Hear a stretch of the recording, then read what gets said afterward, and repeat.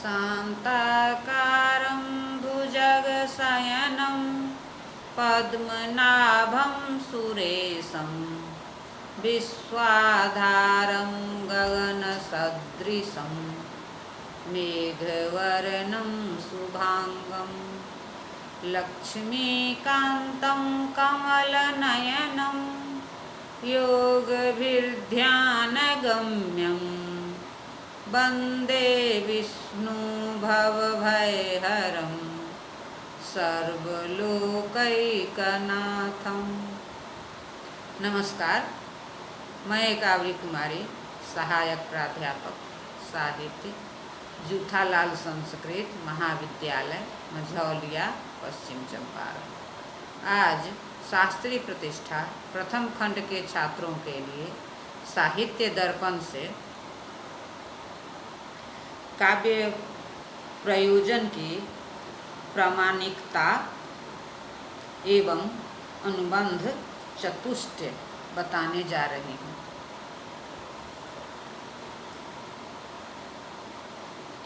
किंच काव्यस्योपादेय तो अग्निपुराणे व्युक्तम् नरत्वं दुर्लभं लोके विद्या तत्र सदुर्लभा कवित्वं दुर्लभं तत्र शक्ति अस्तत्र सदुर्लभा। त्रिवर्ग साधनं नाट्यम इति च विष्णुपुराणेऽपि काव्यालापाश्च केचिद् गीतकान्यखिलानि च शब्दमूर्ति धरस्यैते विष्णुरंसा महात्मनः।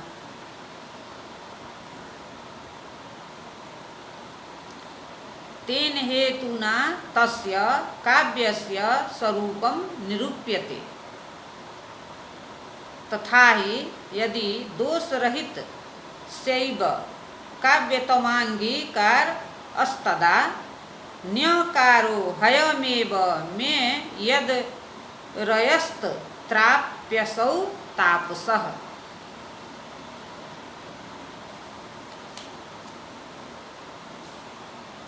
सोप्यत्रैव निहन्ति राक्षसकुलं जीवत यहो रावणः।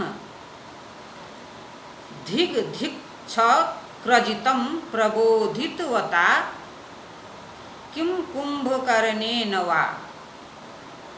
स्वर्गग्रामटिका विलुण्ठ न वृथो चक्षुर्हि किमेभि भुजहि।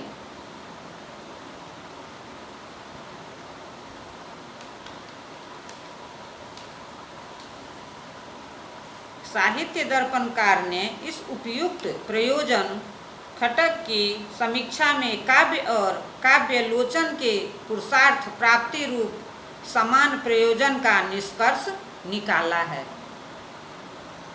वैसे तो मम्मट निर्दिष्ट खट प्रयोजना में ही पुरुषार्थ चतुष्टय की प्राप्ति का रहस्य समाया हुआ है और इस दृष्टि से मम्मट प्रतिपादित प्रयोजन खटक का खंडन नहीं हो सकता।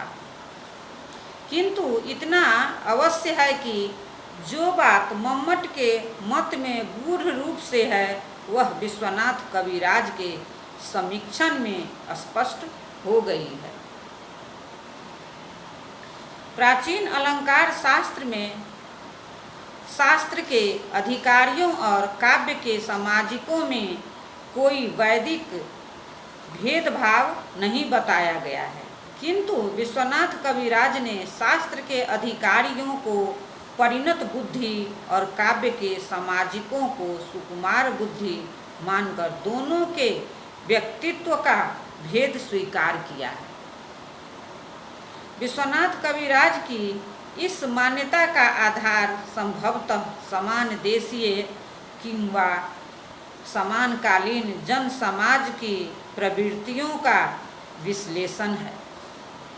यह भी संभव है कि प्राचीन अलंकारिकों की ये सूक्तियाँ जैसे कि ननु काव्येन क्रियते सरसानाम वग मश्चतुर्वर्गे लघु मृदु च नीरसेभ्यस्ते हि त्रस्यन्ति शास्त्रेभ्यः। अथवा धर्मादि साधनोपायः सुकुमार क्रमोदितः काव्यबंधो विजातानां हृदयाः लाद कारकः इत्यादि, जिसमें शास्त्र और काव्य का नैसर्गिक भेदभाव प्रतिपादित है। विश्वनाथ कविराज की समीक्षा में शास्त्र और काव्य के अधिकारियों के वैयक्तिक भेदभाव को भी प्रमाणित करती प्रतीत हुई।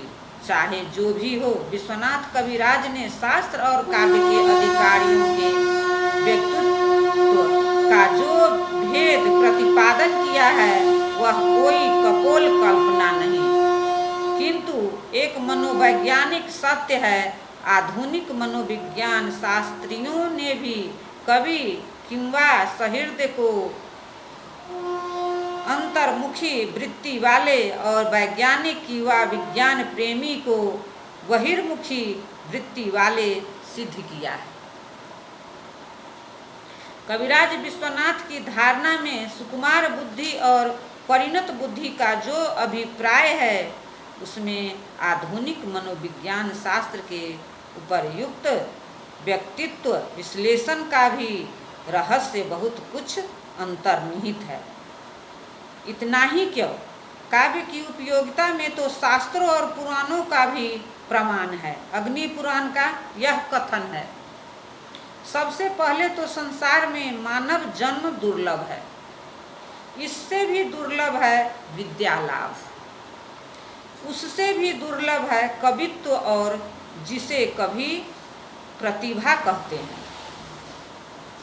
वह तो अत्यंत दुर्लभ है।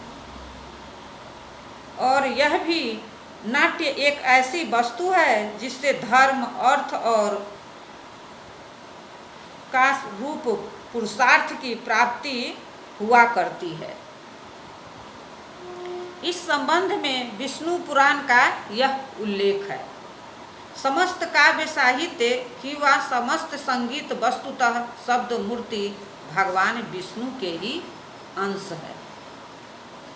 अब जबकि यह सिद्ध है कि काव्य जीवन के लिए अत्यंत उपयोगी है, तब काव्य क्या है, इसका विचार विमर्श तो आवश्यक ही है। इस उपयुक्त विचार विमर्श से यह स्पष्ट है कि इस ग्रंथ साहित्य दर्पण का अभिधेय अथवा विषय क्या है, अर्थात काव्य स्वरूप विचार इसका विषय है और साथ ही साथ यह भी इसका प्रयोजन क्या है, अर्थात चतुर्थ वर्ग प्राप्ति इसका प्रयोजन है।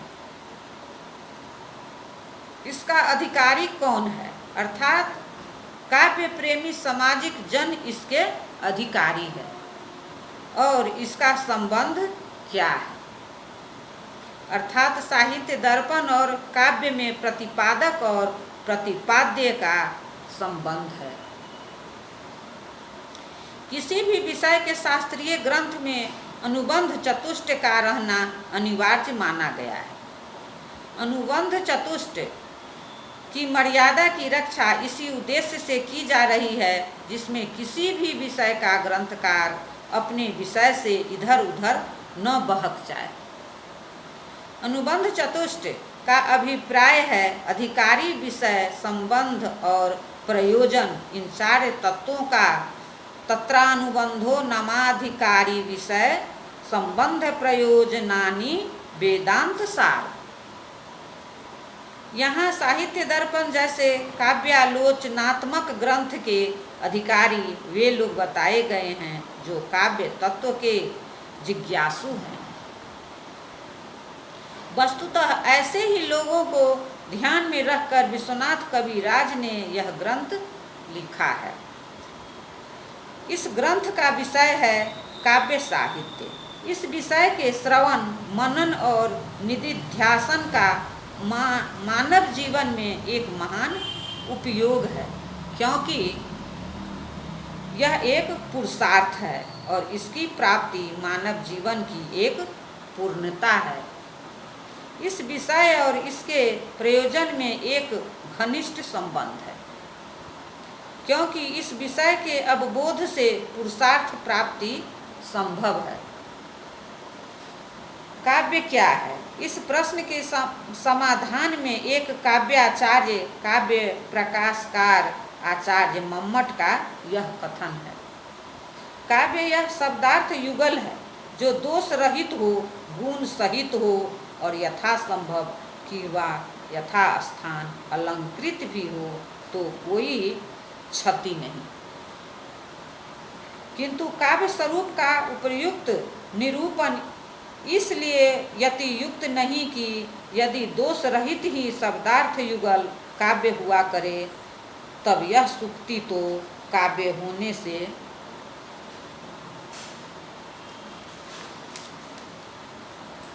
रही। अपमान तो वस्तुतः सर्वप्रथम यह है मेरा कि मेरे मुझ लोक विद्रावन रावण के भी शत्रु पैदा होने लगे। इससे बढ़कर मेरा और क्या अपमान कि इन शत्रुओं में एक तापस भी शत्रु बन बैठा। और तो और यह तापस भी इस लंका में ही राक्षस वंश के विनाश में जुट गया। ओह, क्या रावण मैं जी रहा हूँ? धिक्कार है इंद्र विजयी मेघनाद को। नींद से उठा कुंभकर्ण भी अब किस काम का, और मेरे ये भुजदंड किस काम के, जो स्वर्ग कहे जाने वाले किसी छोटे मोटे टोले की लूट खसोट में व्यर्थ के लिए ही फूले बने बैठे हैं।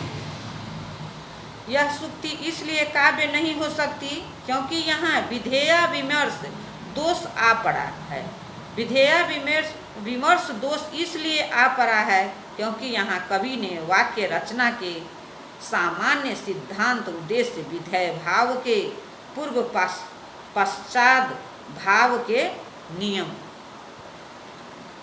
अनुवाद्य मनु तवैव न विधेय मुदीरयेत न हयलब्धास्पंदम किंचित कुत्रचित प्रतिष्ठति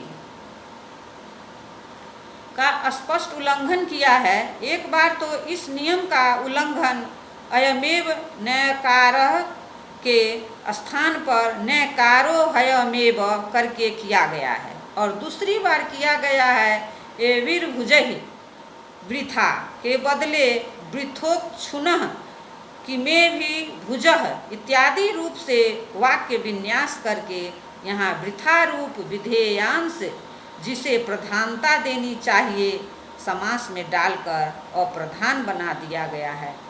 होना तो चाहिए इस उपयुक्त सूक्ति को उत्तम काव्य जैसा कि रस भावादि की अभिव्यंजना के कारण इसे माना भी गया है। इसलिए तो यही निष्कर्ष निकला कि दोष रहित शब्दार्थ युगल काव्य है। यह काव्य लक्षण अभ्याप्ति दोष से दूषित है क्योंकि जिस शब्दार्थ युगल जैसे कि न्यकारो हयम आदि को काव्य होना चाहिए वह इस लक्षण की कसौटी पर काव्य ही नहीं ठहरता। धन्यवाद।